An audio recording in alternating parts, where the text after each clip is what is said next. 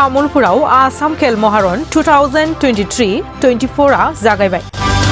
तामुलपुर जिल्लायावबो जिल्ला खुंथायनि हेफाजाबाव 2023-24 मायथाइनि आसाम खेल महारनखौ दिनै तामुलपुर जौसिन फरायसालिनि फोथाराव जागायबाय।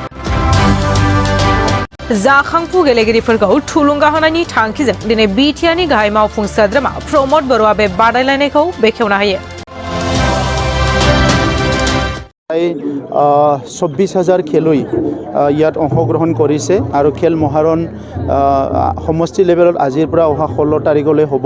গতিকে আমাৰ মুখ্যমন্ত্ৰী ডাঙৰীয়াক প্ৰথমতে ধন্যবাদ জনাইছোঁ। মই এই কাৰণতে ধন্যবাদ জনাইছোঁ যে এটা কথা আগতে শুনিছিলোঁ যে পলিটিচিয়ান থিং অফ ইলেকশ্যন আৰু ষ্টেটছমেন থিং অফ জেনেৰেশ্যন। এতিয়া মুখ্যমন্ত্ৰী ডাঙৰীয়াই পলিটিক্সৰ পৰা অলপ দূৰত আহি তেখেতে জেনেৰেশ্যন গঢ়াৰ কাৰণে এটা প্ৰজন্মটো গঢ়াৰ কাৰণে মানৱ সম্পদ গঢ়াৰ কাৰণে সমাজখন শক্তিশালী কৰাৰ কাৰণে বহুতখিনি পদক্ষেপ অসমত লৈছে। ইয়াৰ ভিতৰত ডাঙৰ এটা পদক্ষেপটো হ'ল আমাৰ এই খেল মহাৰণ। বাকী বহুত পদক্ষেপৰ ভিতৰত মই এই পদক্ষেপ এটা দেখিবলৈ পাইছোঁ যিটো নেকি আহি থকা প্ৰজন্মক এটা দিশ নিৰ্ধাৰণ কৰি দিব।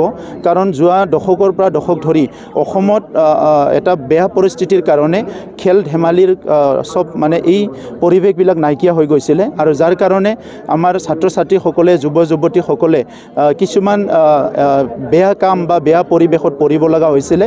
আৰু যেতিয়া খেলিবলৈ আৰম্ভ কৰিব এইটো শাৰীৰিকভাৱে মানসিকভাৱে আৰু ইয়াৰ লগতে নিজৰ কেৰিয়াৰ গঢ়াৰ কাৰণে আৰু এটা ডিচিপ্লিন এটা জীৱন এজন ছাত্ৰ বা ছাত্ৰী বা যুৱ বা যুৱতীয়ে পাবলৈ সক্ষম হ'ব।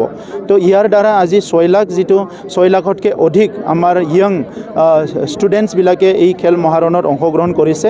ইয়াৰ পৰা বহুত নেশ্যনেল ইণ্টাৰনেশ্যনেল প্লেয়াৰ ওলাব আৰু এইসকলে মানসিকভাৱে হওক বা শাৰীৰিকভাৱে হওক বা এটা ডিচিপ্লিনত তেখেতসকলে আহিব আৰু অসমৰ কাৰণে ভাৰতৰ কাৰণে ভৱিষ্যতৰ কাৰণে এটা ভাল জেনেৰেশ্যন আমি পাবলৈ সক্ষম হ'ম।